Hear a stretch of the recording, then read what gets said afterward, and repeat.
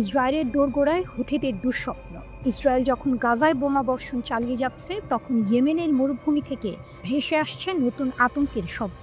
গুপ্তচর সংস্থাগুলো সতর্ক করছে, নীরবে শক্তি সঞ্চয় করছে হুথিরা। নীরব সেনাবাহিনী নামের এক ভূত বাহিনী নাকি গড়ে তোলা হচ্ছে, যারা একদিন ইসরায়েলের সীমান্তে ঝাঁপিয়ে পড়তে পারে। হাজার হাজার সেনা, যাদের সংখ্যা কয়েক লাখ। প্রতিবেদনে বলা হচ্ছে 2024 সালের শেষ নাগাদ হুথি যোদ্ধার সংখ্যা দাঁড়িয়েছে প্রায় 3.5 লাখে। এ যেন এক অদৃশ্য সেনাবাহিনী, যারা অপেক্ষা করছে সময়ের। ইসরায়েলের ভয় আর হুথিদের প্রস্তুতি। ইসরায়েলি কর্মকর্তারা বলছেন, ইয়েমেনের বুকে গড়ে উঠছে আল আকসা ফ্লাড কর্মসূচি। হাজার হাজার যোদ্ধাকে বিশেষভাবে প্রশিক্ষণ দেওয়া হচ্ছে 7 অক্টোবরের হামলার মতো এক বৃহৎ অনুপ্রবেশের জন্য। জর্ডান বা সিরিয়া হয়ে কিংবা দুই দিক থেকে একসঙ্গে ঢুকে পড়তে পারে তারা। একজন ইসরায়েলি সামরিক কর্মকর্তা সরাসরি বলেছেন, এটি এমন এক ধারণা যা তারা আগে কখনো চেষ্টা করেনি। আরেকজন যোগ করেছেন, আমরা চাই না একদিন হুথিদের হাতে হাজার হাজার নির্ভুল ক্ষেপণাস্ত্র চলে আসুক। ভূগর্ভস্থ অস্ত্রাগার আর ইরানের ছায়া। গোপন প্রতিবেদন উঠে এসেছে, ইরানের প্রযুক্তি ব্যবহার করে হুথিরা নিজস্ব ড্রোন ও ক্ষেপণাস্ত্র উৎপাদনের ক্ষমতা গড়ে তুলেছে। ইয়েমেনের ভূগর্ভস্থ ঘাঁটিগুলো এখন শুধু সংরক্ষণ নয়, সরাসরি অস্ত্র তৈরির কেন্দ্র। সিরিয়ায় হিজবুল্লাহ যে স্বাধীন মডেল তৈরি করেছিল, এবার সেই পথেই হাঁটছে হুথিরা। নিচুতে উড়ে আসে বিস্ফোরক ড্রোন, সুনির্দিষ্ট লক্ষ্যভেদী ক্ষেপণাস্ত্র। এসব শনাক্ত করাই এখন সবচেয়ে বড় দুশ্চিন্তা। ইসরায়েল আশঙ্কা করছে, যদি এই প্রকল্প অবারিতভাবে এগোয়, তবে হুথিরা হয়ে উঠতে পারে এক অস্তিত্বগত হুমকি।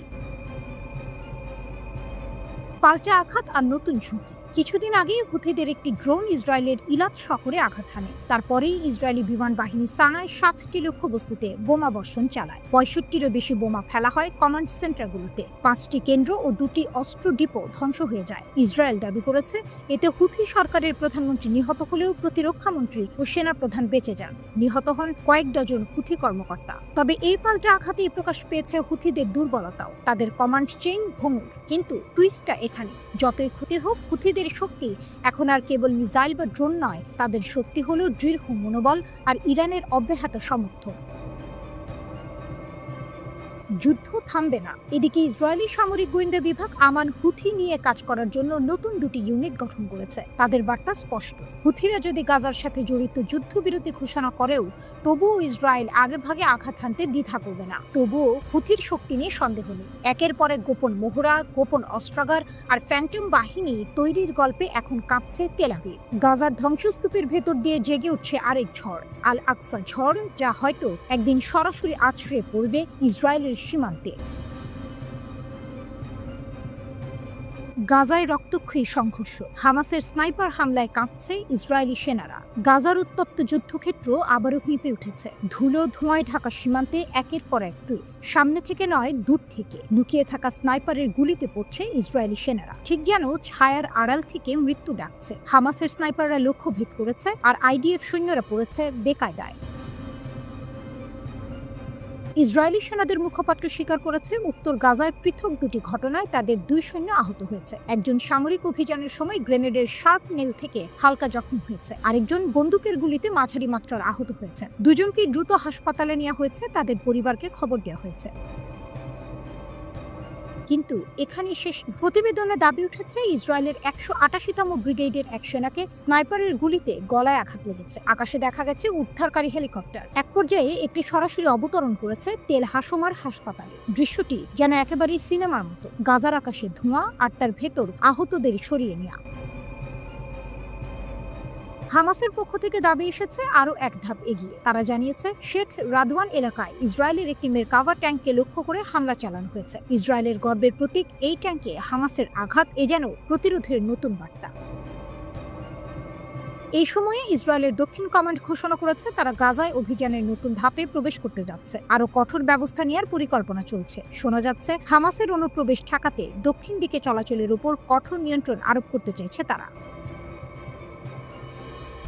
কিন্তু প্রশ্নটা অন্যত্র। হামাসের প্রতিরোধ থেমে আছে কি? বাস্তবতা বলছে না। হামাস কর্মকর্তারা জানিয়েছেন, গত 2 সপ্তাহের সংঘর্ষে প্রায় 96 জন ফিলিস্তিনি নিহত হয়েছেন। নিরবিচ্ছিন্ন হামলা, ধ্বংসস্তূপ আর মানুষের রক্ত। গাজার চিত্র এখন শুধু মৃত্যু ও প্রতিরোধের সমান্তরাল কাহিনী। এদিকে যুদ্ধক্ষেত্রের এই ভয়াবহ চিত্রের মাঝেই এক কূটনৈতিক টুইস্ট। টাইমস অফ ইসরায়েল জানিয়েছে যুক্তরাষ্ট্র একটি নতুন 21 দফা শান্তি পরিকল্পনা দিয়েছে। প্রস্তাবে বলা হয়েছে ইসরায়েলি বাহিনী অভিযান থামাবে এবং সঙ্গে সঙ্গে যুদ্ধবিরতি কার্যকর হবে। এর নেতৃত্বে আছেন মার্কিন প্রেসিডেন্ট ডোনাল্ড ট্রাম্প।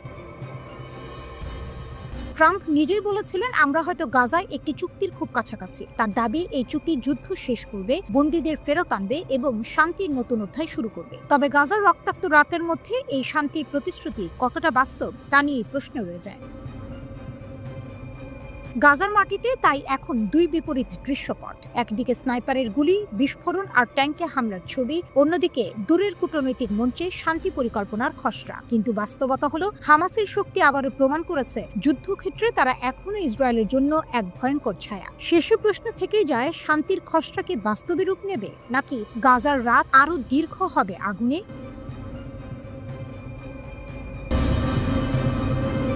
গাজামুখী নৌবহর, ইতালি থেকে যাত্রা শুরু, পথে আশঙ্কার ছায়া। মধ্যপ্রাচ্যের যুদ্ধবিধ্বস্ত উপত্যকা গাজায় আবারও ভেসে যাচ্ছে আশা ও মানবিক সহায়তার পাল। ইতালির দক্ষিণাঞ্চলের সিসিলি শহর থেকে গত শনিবার গাজামুখী নতুন একটি নৌবহরের যাত্রা শুরু হয়েছে। এই বহরে আছে 10টি নৌযান এবং 60 জন মানুষ। তাদের মধ্যে রয়েছেন 9 দেশের নির্বাচিত প্রতিনিধিরা। এই উদ্যোগের আয়োজক ফ্রিডম ফ্লোটিলা কোয়ালিশন, FFC ও 1000 মেডেন্স টু গাজা, TMTC। এক বিবৃতিতে তারা জানিয়েছে, এই নৌযানগুলোই রয়েছে চিকিৎসা সরঞ্জাম, শুকনো খাবার ও পড়াশোনার সামগ্রী। আয়োজকরা স্পষ্ট জানিয়ে দিয়েছেন, ইসরায়েলের অবৈধ অবরোধ এড়িয়ে সরাসরি ফিলিস্তিনি ভূখণ্ডে পৌঁছানোই তাদের লক্ষ্য। গাজার মানবিক সংকট। 2023 সালের 7 অক্টোবর থেকে গাজায় অবিরাম হামলা চালাচ্ছে ইসরায়েলি বাহিনী। ফিলিস্তিনি কর্মকর্তাদের হিসাব বলছে, এখন পর্যন্ত 66,000-এর বেশি মানুষ নিহত হয়েছেন, আহত হয়েছেন আরও প্রায় 1,68,000। যুদ্ধ থেমে থাকেনি, বরং সাথে যুক্ত হয়েছে খাদ্য, পানি, জ্বালানি ও ওষুধের মারাত্মক সংকট। শুধু অনাহারেই গত 2 বছরে শিশুসহ প্রায় 450 মানুষের মৃত্যু হয়েছে। এমন প্রেক্ষাপটে আন্তর্জাতিক বিভিন্ন সংস্থা থেকে বারবার ত্রাণ পৌঁছানোর চেষ্টা হলেও ইসরায়েলি অবরোধ সেই উদ্যোগকে কঠিন করে তুলছে। তাই এই নতুন ফ্লোটিলা কেবল ত্রাণ নয়, বিশ্ব বিবেকের এক প্রতীকী চ্যালেঞ্জও হয়ে উঠেছে। গ্লোবাল সুমুদ ফ্লোটিলার সঙ্গে যুক্ত হওয়ার পরিকল্পনা। ইতালি থেকে যাত্রা শুরু করা বহরটির সঙ্গে পথে যুক্ত হওয়ার কথা রয়েছে আরেক আন্তর্জাতিক নৌবহরের, যার নাম গ্লোবাল সুমুদ ফ্লোটিলা। এই বহরেও রয়েছে যুক্তরাষ্ট্র, স্পেন, আয়ারল্যান্ড, ফ্রান্স, বেলজিয়াম সহ ইউরোপীয় পার্লামেন্টের প্রতিনিধিরা। রয়েছেন সুপরিচিত সুইডিশ অধিকার কর্মী গ্রেটা থুনবার্গ। কিন্তু পথ যে নিরাপদ নয় তার প্রমাণ মিলেছে। গ্লোবাল সুমুদ ফ্লোটিলার ওপর ড্রোন হামলা হয়। চলতি মাসে এ নিয়ে 3 বার এমন হামলা চালানো হলো। হতাহতের ঘটনা না ঘটলেও সন্দেহের তীর উঠেছে ইসরায়েলের দিকে, কারণ শুরু থেকেই ফ্লোটিলা অভিযানের বিরোধিতা করে আসছে তেল আবিব। তাদের অভিযোগ, হামাসের সঙ্গে এসব অধিকার কর্মীদের যোগসাজশ রয়েছে। গত জুনে গাজার পথে এগিয়ে যাওয়া FFCর একটি নৌযান ম্যাডলিন আটক করা হয় আন্তর্জাতিক জলসীমায়, যা গাজা থেকে প্রায় 150 কিলোমিটার দূরে ছিল। সেই নৌযানে ছিলেন গ্রেটা থুনবার্গ সহ 12 জন অধিকার কর্মী। পরে জুলাই মাসে আটক হয় আরও একটি নৌযান হান্দালা, যেখানে 10 দেশের 21 জন যাত্রী ছিলেন। এসব ঘটনায় ইসরায়েল আন্তর্জাতিক মহলে ব্যাপক সমালোচনার মুখে পড়ে। সামনে কি অপেক্ষা করছে? এখন প্রশ্ন, ইতালি থেকে যাত্রা করা বহরটি কি নিরাপদে গাজায় পৌঁছাতে পারবে, নাকি আবারও আন্তর্জাতিক জলসীমায় বাধার মুখে পড়বে? একদিকে যুদ্ধবিধ্বস্ত উপত্যকায় অপেক্ষমান মানুষের জন্য জরুরি ত্রাণ, অন্যদিকে আঞ্চলিক রাজনীতির কঠিন বাস্তবতা। মানবিক দায়িত্ব বনাম সামরিক নিয়ন্ত্রণের এই টানাপোড়েনে গাজার আকাশে ভেসে বেড়াচ্ছে অনিশ্চয়তা। তবে নৌবহরটি যাত্রা শুরু করেছে একটি মাত্র বার্তা নিয়ে, অবরোধ নয়, জীবন চাই।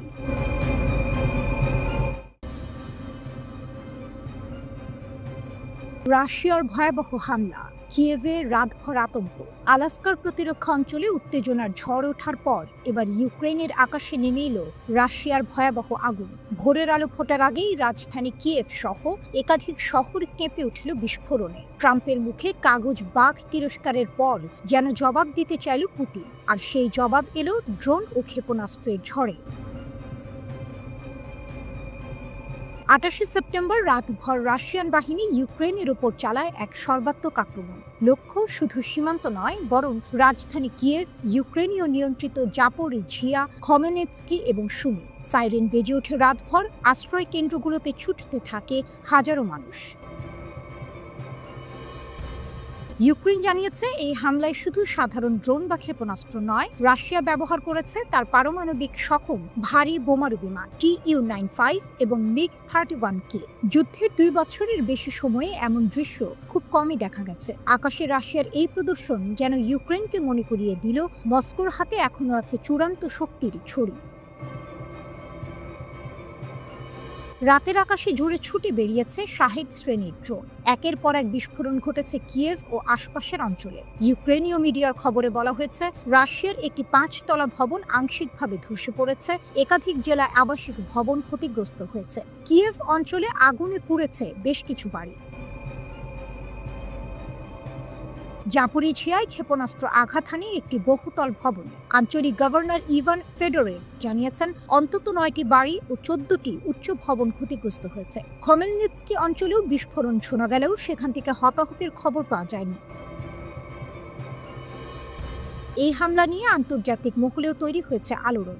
যুদ্ধ শুরুর পর থেকে কিয়েভ ও আশপাশে এটি অন্যতম বড় রুশ আক্রমণ বলে দাবি করেছে ইউক্রেনীয় গণমাধ্যম। স্পষ্ট হয়ে উঠছে, রাশিয়া তার আকাশ হামলার মাত্রা প্রতিনিয়ত বাড়াচ্ছে। বসন্ত ও গ্রীষ্ম জুড়ে এই প্রবণতা চললেও সেপ্টেম্বরের শুরুতে রেকর্ড ভাঙা আক্রমণে রাশিয়া একসাথে ব্যবহার করেছিল 810টিরও বেশি ড্রোন ও 13টি ক্ষেপণাস্ত্র। সেই ধারাবাহিকতায় 28 সেপ্টেম্বরের হামলা যেন আরেকটি নতুন বার্তা বহন করল। টুইস্টটা এখানে, আলাস্কায় মার্কিন প্রতিরক্ষা অঞ্চলে রুশ বোমারু বিমান দেখা দেওয়ার কয়েকদিনের মধ্যেই ইউক্রেনের এই তাণ্ডব। যেন পুতিন বোঝাতে চাইছেন, রাশিয়ার শক্তির হাত শুধু ইউরোপে নয়, পৌঁছে গেছে আমেরিকার দোরগোড়ায়ও।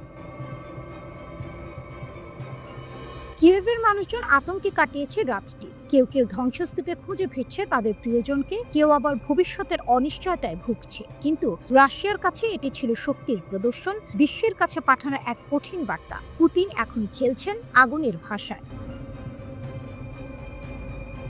একদিকে যুদ্ধের ক্লান্তি, অন্যদিকে নতুন করে জেগে ওঠা ভয়। তবুও প্রশ্ন থেকে যায়, এই সর্বাত্মক আক্রমণ কি ইউক্রেনকে ভেঙে দেবে, নাকি আরো কঠোর প্রতিরোধ গড়ে তুলবে? 500 শব্দের এই প্রতিবেদনের শেষ লাইনটি আসল হুক। কিয়েভে ভাঙা ভবনের ধ্বংসস্তূপের নিচে লুকিয়ে আছে শুধু মানুষের কান্না নয়, বরং রাশিয়ার ক্ষমতার এক তীব্র প্রতিধ্বনি।